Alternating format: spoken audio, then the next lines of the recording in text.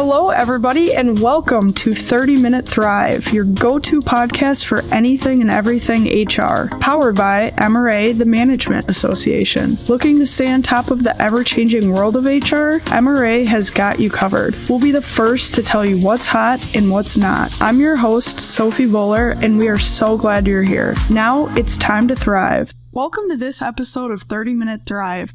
We're happy you're here, and I'm excited to give you the latest information on all things talent related. Is our guest, Jim Morgan, Vice President of Workforce Strategies here at MRA, covers the March edition of MRA's Talent Report. So if you aren't familiar with the monthly Talent Report, Jim Morgan gives an up-to-the-minute review of what's going on in the world of business with an emphasis on talent, which is based on input from CEOs, CFOs, and HR leaders from MRA's 3,000 plus member companies, 1,000 roundtable participants, and subject matter experts. So thanks for coming on the podcast, Jim. My pleasure. Good to be back. So let's really kick off the conversation with what's happening in the recruiting retention world. And I know that staying on top of mental health needs has always been a priority for HR and employers, but it's really a tricky thing to be proactive on. So do you want to really start us off with what you're seeing here? Sure. You know, the mental health, everybody mentions it, but when you're trying to figure out, okay, exactly what is it that we do about that, that's where it gets a little bit more difficult. We're starting to see companies now use wellness and fitness things as incentives for more time off or for additional pay. That maybe if you walk 10,000 steps a day for 10 days in a row, you get a half day off. Or if you eat right, or if you lose weight, or you quit smoking. They're trying to figure out how to not necessarily monetize it, but develop it in such a way that now there's real motivation for an employee to say, you know what, it's worth it for me now to go and do that, because the rewards are not just I feel better and maybe I'll be healthier, but it's also like there's a short term to it that, you know, maybe just kind of keeps people motivated for a while to stick with it. Mm-hmm. That reminds me of those treadmills that you can get for under your desk when you're working. Exactly. Walk your steps. Yep. A little incentive. Those are the types of things. Yeah. You know, so we're seeing companies doing mindfulness breaks and telling people during the course of the day, you know, take a couple minutes to yourself, take a walk outside. Companies are bringing massage chairs into the office. We do that here. They're, you know, providing now experiences. Whether, you know, a lot of people have been giving gym memberships, and that's directly related, but it might be also a Netflix subscription with sort of a note that says, hey, once a week, take 2 hours and just sit back and, you know, watch a movie. Yeah. So I think they're trying to just find things in everyone's lifestyle that those are moments where you feel good about it, you know it's good for you, it's what you should do, and then if we can give people a little extra nudge to go do it, hopefully they're happier, they're healthier, and that means they're more productive at work. Mm-hmm. I know you just listed a few, but do you have any other wellness trends that you are seeing from employers? I think some of it now is around almost training people to understand the wellness and how to take care of them. So, I mean, I can give you a gym membership, but if you never go, it doesn't have a whole lot of value to it. Mm-hmm. But if we can explain to you what are the good things that happen if you exercise 3 times a day, or if you get out and walk and you do things. So I think the education part of it is becoming a bigger deal. And a lot of companies have employee assistant programs, and they've always had an EAP, but they didn't necessarily tell anybody they had it. It was probably buried in your benefits somewhere that says, oh, we have an EAP. And some of those cover everything from, you know, doing your will to, you know, how do you identify your beneficiaries and leave money behind, to financial planning.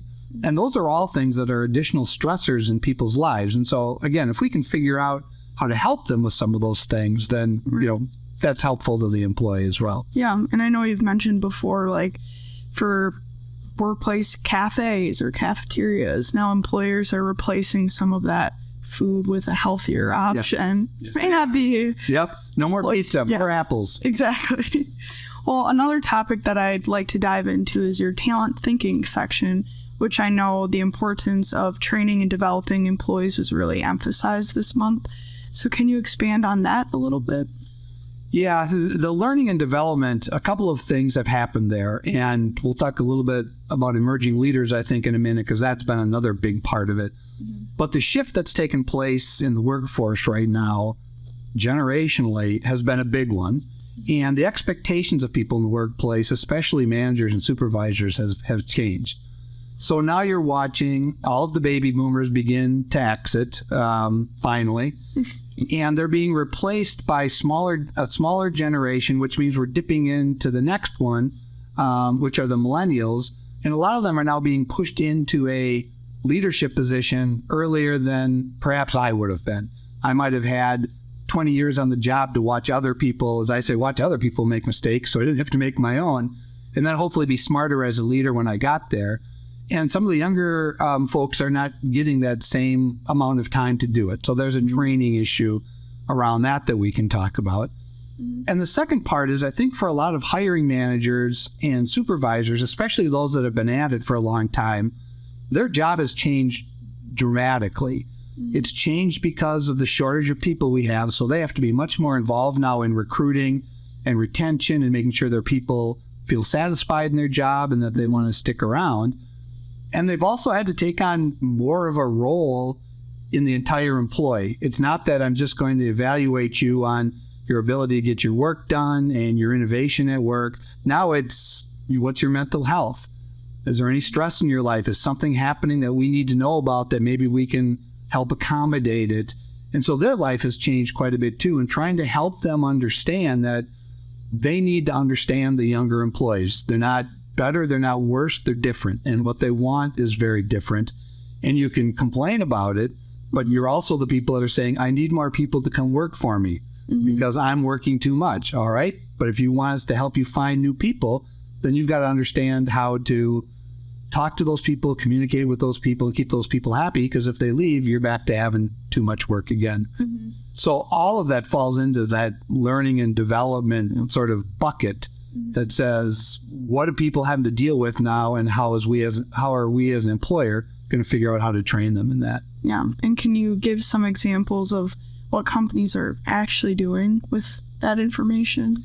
Yeah, I think what they're trying to do is, one, they're trying to identify the skills. We did that in our last talent report webinar, that it's communications, it's decision making, it's accountability. It's things that have been there probably for a long time, but they are much more prevalent right now. And so they've got to figure out how to do some of those things. We are trying to begin to mix people a little bit more by age as well as by a variety of other things. If you and I are in the same meeting and somebody says, here's the direction that we're going and this is what we're going to do, your take on it's probably going to be very different than mine. And so it's a good thing to have a 25-year-old, a 45-year-old, and a 65-year-old in the same meeting, because they're going to see things very differently. So you're starting to see the way people do meetings differently. The way they do their strategic planning is changing dramatically, to have different voices in the room. Mentoring and reverse mentoring. I think there's a couple of things I could probably teach you. I know there are things that you can teach me. So how do we set up those meetings and those relationships in a way that people can take advantage of that?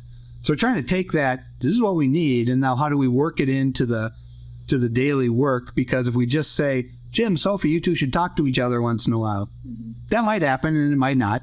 And so we have to sort of be intentional in how we're doing it. Absolutely. And kind of going along with that, you recently spoke at a Generational Differences conference where you really talked about emerging leaders and how they can use their skills and how to develop them, communicate with them, and more. So can you kind of highlight some of the key points that you discussed there? Yeah, we actually tag teamed it. So we had a millennial and a baby boomer, and started it just by, sort of saying, okay, let's just ask you a couple of questions. Okay, if you needed technical assistance, who would you go to? The 27-year-old or the 62-year-old?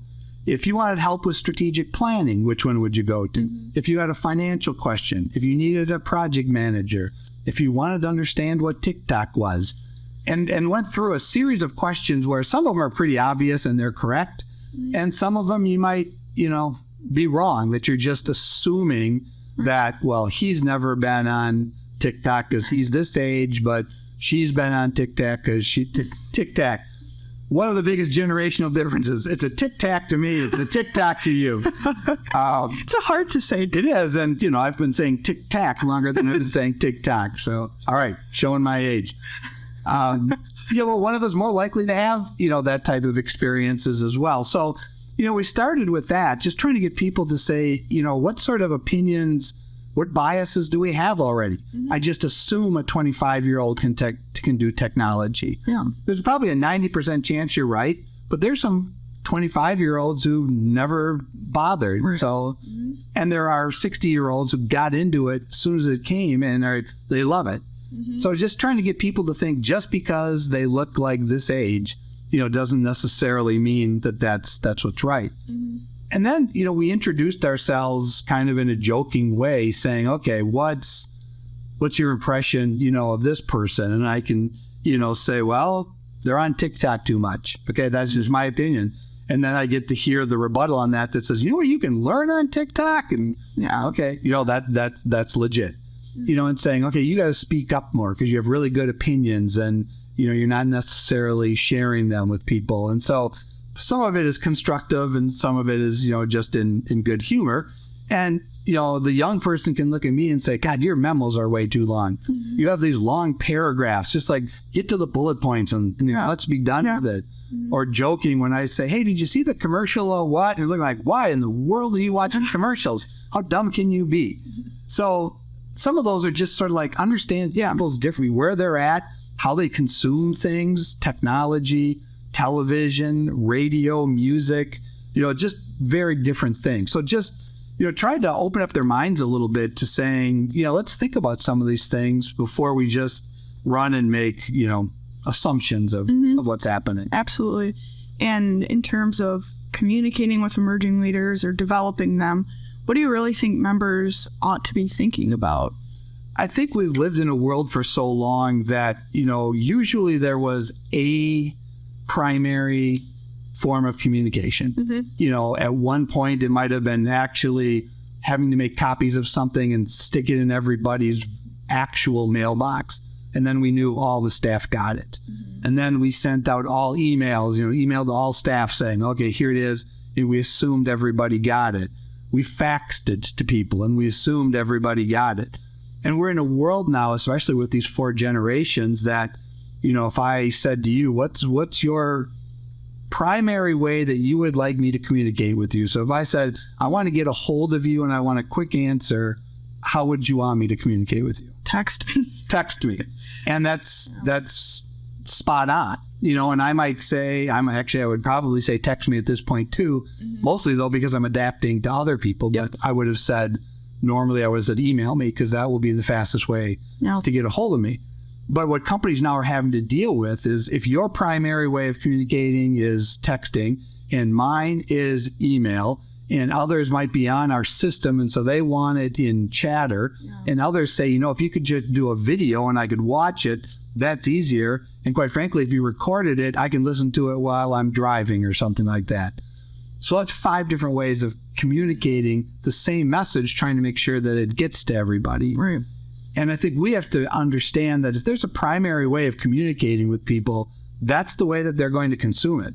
And I can not like it, but I can't be mad either when they say, well, I don't know, did you ever text me with it? No, I never texted you. Mm-hmm. Come on. Right. And, you went through our intern leadership program, and that was one of the questions we asked people was, what do you want most when you start your employment? And after the box of swag was, I want my supervisor's cell phone number. Yep.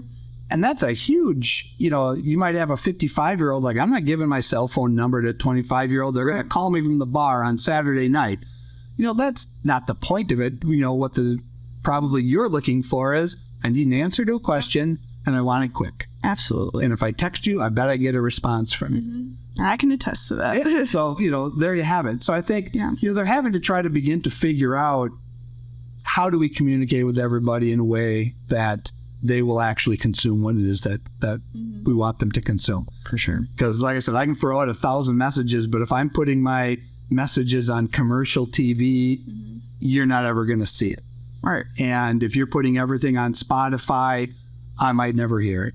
And so where do we go? And how do we communicate? Mm-hmm. So kind of moving in a new direction here. There were 2 recent surveys that MRA just published, and they're in this month's talent report, but it's the Business and Economic Outlook for 2023 in the Turnover Survey. So what was found in these surveys? I'll go with the second one first because it's easier. Okay. Turnover was up, and it was up in almost every type of job. It was about 25% this past year, which is what it was last year, but historically had been more in that 15, 16, 17% range. So it's still there and it's still going on. It's much higher at the lower level jobs than it is at the executive jobs. Executives as low as 8 or 9%. But the people that maybe are in a manufacturing job that are just starting, it might be as high as 35%. So the turnover is still there, and companies are really trying to focus on keeping them for that first week and month. And if they can keep them for that first week and month, they've got a much better chance. And so you're seeing a lot of, how do we surround this person with buddies or friends or mentors? How do we keep in touch with them? How do we contact them? And spending a lot of time on that. But the turnover is up. I think right now the employers are a little bit more optimistic that maybe we're going to stabilize here, that those who were jumping just for money have perhaps jumped, and others are starting to look around and say, okay, I've got the wage that I'm looking for. We always want more, but I'm pretty comfortable. Now what I'm looking for is maybe a little more longevity, a little bit more about what do you have to offer, a little bit more about my work-life balance. So maybe it's going to start evening out. We'll see. We're still at 2% unemployment here in Wisconsin. We're around under 3 in Minnesota. We're around 3 in Iowa, a little bit higher in Illinois. So there's still going to be opportunities for people. If there's opportunities for people, they're a little bit more likely to move. Right. And how about the business and economic? The business and economic one is really fascinating because I think individually within people's companies, they remain pretty optimistic that if I'm a manufacturer, I might have 6 months backlog. So I know I've got work that's coming in, and people can see that most of their customers and clients are still doing well. So they're feeling pretty good about that. But then you ask them about, well, do you see a recession coming? Do you think that's going to happen? And, over 2/3 are saying, yeah, I think we're going to see that. And then you ask another question that says, well, then how optimistic are you? And almost 90% are either very or somewhat optimistic that their company is going to remain profitable and do all right. So it's almost like my company's okay, but the rest of the world's in a lot of trouble. But there's a lot of people saying my company is okay. So if there's enough companies that are saying, I think mine's all right, maybe we're in better shape than we think. Now, the Midwest, I think, is very unique because, as we've talked demographics in the past, we're going to have a labor shortage. And we could have some people doing layoffs and still have other companies who can pick them up. So to the extent that we're going to keep people employed in Northern Illinois and Iowa and Minnesota and Wisconsin, that's going to make a difference for us. I think it'll make us a little bit more resilient because those companies' optimism means, okay, they're going to be hiring people, and most are still saying they are looking. So that gives us kind of a leg up. Maybe we're going to be okay here. Yeah. And in terms of C-suite level, what are leaders really doing now? They are, they continue to be concerned a little bit about the uncertainty. And that is one of the things that, if you're a CEO and you're looking at things, the one thing you want to do is really be able to control the narrative. You want to be able to say, look, I can control these types of things, but if you're going to have price increases every 2 weeks, if the government is going to pass some new compliance law, or they're going to change the way in which they might say we can't have non-competes, that changes the way we do things. There is all kinds of political activity out there. There is world affairs going on. Mm-hmm. So all of those things combined, you start adding 5 or 6 or 7 or 8 of these together, and it's kind of like, let me control what I can control. I can hire people. I can improve my processes. But you're throwing all these other things at me, right, and that's causing me quite a bit of strife. So I think that's an issue for them. They understand the talent issue for sure, and they continue to be concerned about that. And I think they're spending a little bit more time with their HR department saying, what do we do about this? And in my presentations, I often say, well, the problem looks an awful lot like me, that there's a lot of people that are, 60 some years old that have been doing this for a long time. And they're saying, oh, these young people, what's coming in here? How do we get them to be more motivated? And I would argue that I think they're as motivated as they've ever been. It's just we're looking at digging into the 2%, which I think unemployment was 7% when I was looking for my first job. So there's 200 people applying for every job. I picked the best one. Mm-hmm. You're walking around saying, I got 5 people who want me to come work for them. I can pick whichever one I want. So that's just a very different world. Absolutely. And I think they're pushing their HR departments very hard on, especially going back to this emerging leader thing. Mm-hmm. What should we be doing? The mentoring, the reverse mentoring, the helping them with assessments of personalities and assessments of communication styles, getting them into team building and cross-functional teams, putting the high potentials on our strat planning group, giving them opportunities to see this is where I can be a bigger part of this organization. If I know I'm a part of it, I'm going to stay. And if I see opportunities, then we'll be much better off. Mm-hmm. So I think at this point, everybody's figured out if we can hang on to people, we don't have to be looking for as many people. So that's sort of where folks are at and saying, let's keep the ones we get because we spent a lot of money and time trying to get them. Yeah. And how about for HR strategies? What are you seeing for creative HR strategies wise? I think the most creative one that I got this time around from one of my roundtables, it was a smaller rural town, but it was a company that had changed their name, wasn't necessarily delivering a product direct to consumer where you'd say, oh, I recognize that it's Coca-Cola, I get it. And they've been recruiting and they're trying to find people, and there's just not that many people, and a lot of folks are, stealing from each other.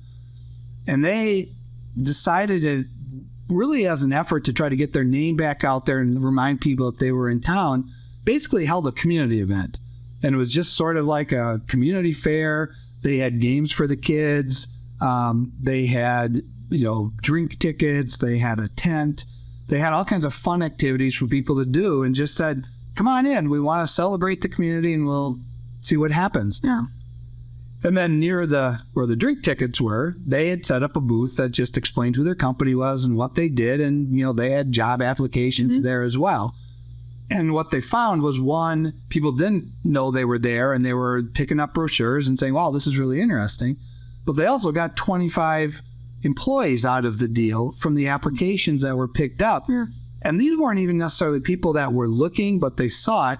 They came to a place that was fun. Mm-hmm. They saw the employees that were there and they were having fun and looked like they were committed to the company. And if you asked them about it, would say, good thing. Yeah. And this is a company that puts on activities like this. This all sounds pretty good to me. And just based on their experience there that day and talking to their employees, they got 25 new employees out of it at a time when they'd been spending thousands on advertising and using recruiters and maybe getting 2 or 3. Mm-hmm. So almost by accident, but outside the box. So I would say that was probably the most creative one I think I saw in the last month. Yeah, it sounds creative. Ended up well for them. Yeah, worked out well, and I might have another one. Well, as we kind of wrap up here, there's a lot of changes happening in the workforce, and a lot of that is tied to population. So can you talk about the change in population over the last 10 years and how that's really affected the workforce? Yeah, if you look around, and I've mentioned this before, the Northeast and the upper Midwest are sort of the places where that is not where people are moving to. Mm-hmm. And so without that migration, that's a problem. And so good news over the last 10 years, we saw growth in Wisconsin and Minnesota and Illinois between 3 and 5%, which isn't great, but at least it's growth. Illinois is struggling. It's one of the biggest migration out states, so they have their own set of issues. But before everybody gets too excited about plus 3, 4, 5%, the digging into the numbers is really the key. And that growth in 3, 4, 5% aren't all working age people. In fact, very few of them are in the working age population. More of them are going to be near the retirement age side of things. And so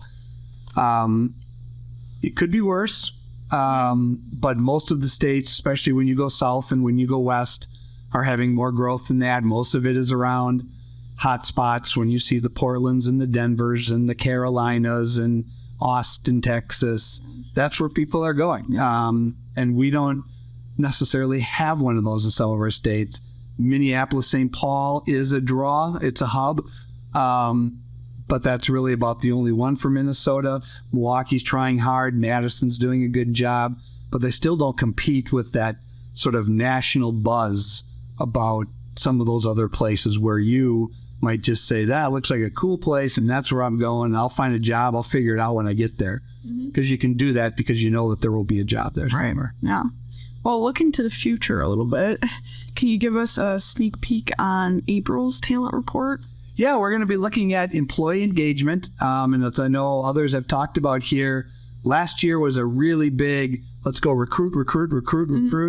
And I think people are going to keep doing that. But in the process of doing that, you started realizing, well, if I've got to recruit 20 and 10 others leave, I'm only up 10. And so I got to keep recruiting. So I think people are looking more at retention. And we'll have Lisa Pugan, who does a lot of our organizational development work, talking about some of the assessments you can use in trying to make sure that people are happy, employee engagement surveys, finding out what's on their mind, and then trying to figure out, what are the benefits and what's the culture and what's the structure we've got at our organization that's going to have those people stay with us for the long term, because the longer they're there, the more they know and the more we need them. Great. Well, looking forward to it. Yeah, I do. Any other last pieces of advice or lasting comments you want to share?